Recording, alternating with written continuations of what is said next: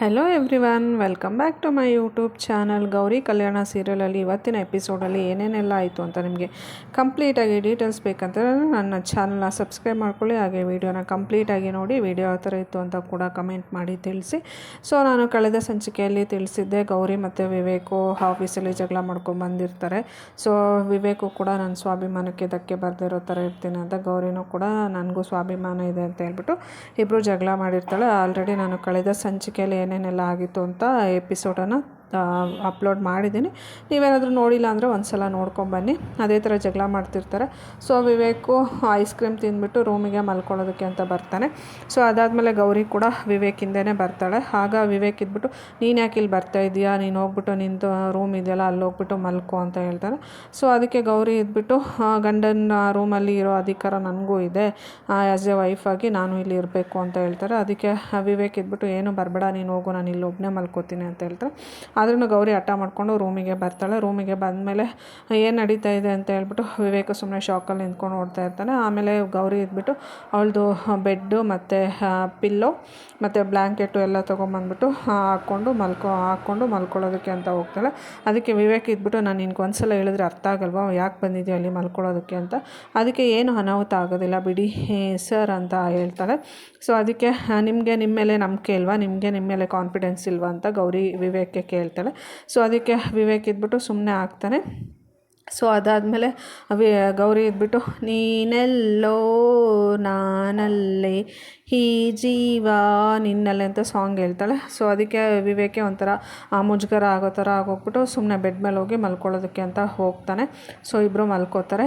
ಈ ಕಡೆ ಗೌರಿ ಪೇರೆಂಟ್ಸು ಚಿನ್ನು ಪೊಲೀಸ್ ಸ್ಟೇಷನಲ್ಲಿ ಇರ್ತಾಳೆ. ಅದಕ್ಕೆ ಪೊಲೀಸ್ ಇದ್ಬಿಟ್ಟು, ಯಾರಾದರೂ ಒಬ್ಬ ಪ್ರಭಾವಿ ವ್ಯಕ್ತಿಗಳನ್ನು ನೀವು ಕರ್ಕೊಂಬಂದು ನಿಮ್ಮ ಮಗಳಿಗೆ ಬೇಲ್ ಕೊಡಿಸ್ಬಿಟ್ಟು ಕರ್ಕೊಂಡೋಗಿ ಅಂತ ಹೇಳ್ತಾ ಇದ್ದಾರೆ. ಈ ಟೈಮಲ್ಲಿ ಈ ಹೊತ್ತಲ್ಲಿ ನಾವು ಯಾವ ಪ್ರಭಾವಿ ವ್ಯಕ್ತಿಗಳನ್ನು ಹುಡ್ಕೋದು, ಯಾರಿಗೆ ಕರ್ಕೊಂಬರೋದು, ಏನು ಮಾಡೋದು ಚಿನ್ನು ಬಿಡಿಸೋದಕ್ಕೆ ಅಂತ ಹೇಳ್ಬಿಟ್ಟು ಇಬ್ಬರು ಇನ್ನು ಪೊಲೀಸ್ ಸ್ಟೇಷನಲ್ಲಿ ಯೋಚನೆ ಮಾಡಿಕೊಂಡು ಕೂತ್ಕೊಂಡಿರ್ತಾರೆ. ಸೊ ಅದಾದಮೇಲೆ ವಿವೇಕು ಐಸ್ ಕ್ರೀಮ್ ತಿಂದು ಮಲ್ಕೊಂಡಿರ್ತಾನೆ.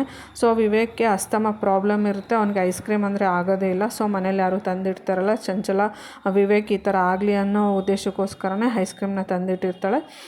ಸೊ ವಿವೇಕು ಗೌರಿ ಜೊತೆ ಜಗಳ ಮಾಡ್ಕೊಂಡು ಐಸ್ ಕ್ರೀಮು ರಾತ್ರಿ ಊಟ ಮಾಡಿದೆ ಐಸ್ ಕ್ರೀಮ್ ತಿಂದು ಮಲ್ಕೊಂಡು ಈ ಥರ ಉಸಿರಾಟದ ತೊಂದರೆ ಆಗುತ್ತೆ. ಆಮೇಲೆ ಗೌರಿ ಅಂತ ಕರೀತಾನೆ. ಆಮೇಲೆ ಗೌರಿಗೆ ಎಚ್ಚರ ಆಗುತ್ತೆ, ಏನಾಯಿತು ಅಂತ ಎದ್ಬಿಟ್ಟು ನೋಡ್ತಾಳೆ. ಅವನು ವಿವೇಕ್ ಇದ್ಬಿಟ್ಟು ಉಸಿರಾಡೋದಕ್ಕೇ ತುಂಬಾ ಕಷ್ಟಪಡ್ತಿರೋದನ್ನು ನೋಡಿಬಿಟ್ಟು ವಿವೇಕನ್ನ ಎಬ್ರಿಸ್ಕೊಂಡು ಕರ್ಕೊಂಡು ಹೋಗ್ತಾಳೆ. ಸೊ ಆಮೇಲೆ ಮನೇಲೂ ಕೂಡ ಯಾರೂ ಇರೋದಿಲ್ಲ, ಎಲ್ಲರೂ ಮಂತ್ರಾಲಯಕ್ಕೆ ಹೋಗಿರ್ತಾರೆ. ಅದಾದಮೇಲೆ ಗೌರಿ ನಿಧಾನಕ್ಕೆ ವಿವೇಕ್ನ ಕೆಳಗಡೆ ಕರ್ಕೊಂಡು ಬರ್ತಾಳೆ. ನಿಧಾನಕ್ಕೆ ಒಂದೊಂದೇ ಸ್ಟೆಪ್ಸನ್ನು ಹಿಡ್ಕೊಂಡು ಹೆಗ್ಲ ಮೇಲೆ ವಿವೇಕ್ನ ಹಾಕ್ಕೊಂಡು ಆಮೇಲೆ ನಿಧಾನಕ್ಕೆ ಅವನನ್ನು ಮೆಟ್ಲನ್ನು ಇಳಿಸ್ಕೊಂಡು ಮನೆಯಿಂದ ಆಚೆ ಕರ್ಕೊಂಡು ಬರ್ತಾಳೆ. ಸೊ ಅದಾದಮೇಲೆ ನಿಧಾನಕ್ಕೆ ಇಳಿರಿ, ಸ್ಟೆಪ್ಸ್ ಎಲ್ಲ ಇಳಿಬೇಕಾದ್ರೆ ನಿಧಾನಕ್ಕೆ ಇಳಿರಿ, ಒಂದೊಂದೇ ಸ್ಟೆಪ್ಸು ಅಂತ ಹೇಳ್ಬಿಟ್ಟು ಅವನಿಗೆ ತುಂಬ ಕಷ್ಟ ಆಗ್ತಾ ಇರುತ್ತೆ. ಉಸಿರಾಡೋಕ್ಕೂ ಆಗ್ತಿರಲ್ಲ, ನಡೆಯೋಕ್ಕೂ ಆಗ್ತಿರಲ್ಲ. ಸೊ ಗೌರಿನೇ ಅವನಿಗೆ ಸಪೋರ್ಟ್ ಮಾಡಿಕೊಂಡು ಇಟ್ಕೊಂಡು ಕರ್ಕೊಂಡು ಕೆಳಗಡೆ ಹಂಗೂ ಹಿಂಗೂ ಮಾಡಿಬಿಟ್ಟು ಕೆಳಗಡೆ ಬರ್ತಾಳೆ. ಸೊ ಕೆಳಗಡೆ ಬಂದಮೇಲೆ ಅಂದ್ಕೊಡ್ತಾ ಇರ್ತಾಳೆ, ನನಗೆ ಕಾರ್ ಡ್ರೈವಿಂಗ್ ಬೇರೆ ಬರೋದಿಲ್ಲ, ಇವ್ರನ್ನ ಹೆಂಗಪ್ಪ ಹಾಸ್ಪಿಟ್ಲಿಗೆ ಕರ್ಕೊಂಡು ಹೋಗೋದು ಅಂತ ಹೇಳ್ಬಿಟ್ಟು ಯೋಚನೆ ಮಾಡಿಕೊಂಡು ಹಾಗೆ ಕರ್ಕೊಂಬರ್ತಾಳೆ. ಆಮೇಲೆ ಸೆಕ್ಯೂರಿಟಿ ಹತ್ರ ಬಂದುಬಿಟ್ಟು ಸೆಕ್ಯೂರಿಟಿಗೆ ಕಾರ್ ತೆಗಿಯೋಕ್ಕೆ ಹೇಳ್ತಾಳೆ. ಹಾಗೆ ಸೆಕ್ಯೂರಿಟಿ ಇದ್ಬಿಟ್ಟು, ನನಗೂ ಕಾರ್ ಡ್ರೈವಿಂಗ್ ಬರೋಲ್ಲ ಅಂತ ಹೇಳ್ತಾನೆ. ಸೊ ಅದಾದಮೇಲೆ ಆಮೇಲೆ ಅಲ್ಲಿ ಒಂದು ಸ್ಕೂಟಿ ಕಾಣುತ್ತೆ. ಯಾರ್ದಿದು ಸ್ಕೂಟಿ ಅಂತ ಕೇಳ್ತಾಳೆ. ಸೆಕ್ಯೂರಿಟಿ ಇದ್ಬಿಟ್ಟು ನಂದೇ ಅಂತ ಹೇಳ್ತಾರೆ. ಸೊ ಅದಕ್ಕೆ ಆಯಿತು ಕೀ ತೊಗೊಂಬನ್ನಿ ಅಂತ ಹೇಳ್ತಾಳೆ. ಆಮೇಲೆ ಕೀ ತೊಗೊಂಬಂದು ಕೊಡ್ತಾರೆ. ವಿವೇಕ್ನ ನಿಧಾನಕ್ಕೆ ಗಾಡಿ ಮೇಲೆ ಕೂರಿಸಿ ಅಂತ ಹೇಳ್ತಾಳೆ. ಸೊ ಅದಾದಮೇಲೆ ಸೆಕ್ಯೂರಿಟಿ ಗಾರ್ಡು ವಿವೇಕ್ನ ನಿಧಾನಕ್ಕೆ ಗಾಡಿ ಮೇಲೆ ಕೂರಿಸ್ತಾರೆ. ಅದಾದಮೇಲೆ ಸೆಕ್ಯೂರಿಟಿಗೆ ಹೋಗ್ಬಿಟ್ಟು ನಮ್ಮಿಬ್ರೂ ಹಿಡಿದು ಕಟ್ಟೋದಕ್ಕೆ ಒಂದು ಬಟ್ಟೆ ತೊಗೊಂಬನ್ನಿ, ಬೇಗ ಹೋಗಿ ತೊಗೊಂಬನ್ನಿ ಅಂತ ಹೇಳ್ತಾಳೆ. ಸೊ ಅದಾದಮೇಲೆ ಸೆಕ್ಯೂರಿಟಿ ಮನೆ ಒಳಗಡೆ ಹೋಗ್ಬಿಟ್ಟು ಒಂದು ಬಟ್ಟೆನ ತೊಗೊಂಬಂದು ವಿವೇಕು ಗೌರಿಗೆ ಹಿಂದೆ ಕೂತ್ಕೊಂಡಿರ್ತಾನೆ. So balance ಆಗ್ತಾಯಿರಲ್ಲ. ಆಮೇಲೆ ಬಟ್ಟೆನ ನಿಧಾನಕ್ಕೆ ಅವರಿಬ್ರಿಗೂ ಕಟ್ಟುತ್ತಾನೆ. ಕಟ್ಟಾದಮೇಲೆ ಗೌರಿ ಗಾಡಿನ ಓಡಿಸ್ಕೊಂಡು ಹೋಗ್ತಾಳೆ. ಸೊ ವಿವೇಕು ಕರೆಕ್ಟಾಗಿ ಕೂತ್ಕೊಳ್ತಾ ಇರಲ್ಲ. ಗೌರಿಗೆ ಗಾಡಿ ಓಡಿಸೋದಕ್ಕೂ ತುಂಬಾ ಕಷ್ಟ ಆಗ್ತಾ ಇರುತ್ತೆ. ಆ ಥರ ಇರ್ತಾನೆ. ಸೊ ಅದಾದಮೇಲೆ ಹೆಂಗೋ ಮಾಡಿ ನಿಧಾನಕ್ಕೆ ಅವಳು ಗಾಡಿನ ಓಡಿಸ್ಕೊಂಡು ಒಬ್ಬಳೇ ರಾತ್ರಿ ಆ ಟೈಮಲ್ಲಿ ಒಬ್ಬಳೇ ಕರ್ಕೊಂಡು ಹೋಗ್ತಾ ಇರ್ತಾಳೆ. ಆಮೇಲೆ ವಿವೇಕು ಕೂಡ ತುಂಬಾ ಕಷ್ಟಪಡ್ತಾ ಇರ್ತಾನೆ ಉಸಿರಾಡೋದಕ್ಕೆ. ಆಮೇಲೆ ಧೈರ್ಯ ಹೇಳ್ತಾ ಇರ್ತಾಳೆ, ಏನೂ ಆಗೋದಿಲ್ಲ ರೀ, ದಯವಿಟ್ಟು ಉಸಿರಾಟ ನಿಲ್ಲಿಸ್ಬೇಡಿ, ನಿಧಾನಕ್ಕೆ ಉಸಿರಾಡ್ತಾ ಇರಿ, 2 ನಿಮಿಷ ಅಷ್ಟೇ ಹಾಸ್ಪಿಟಲ್ ಬಂತು ಅಂತ ಹೇಳ್ಬಿಟ್ಟು ವಿವೇಕ್ಗೆ ಧೈರ್ಯ ಹೇಳ್ಕೊಂಡು ಹಾಗೆ ಗಾಡಿ ಓಡಿಸ್ಕೊಂಡು ಹೋಗ್ತಾ ಇರ್ತಾಳೆ. ಸೊ ವಿವೇಕು ಕೂಡ ಗೌರಿ ಮೇಲೆ ಹಾಗೆ ಮಲ್ಕೊಂಬಿಟ್ಟಿರ್ತಾನೆ.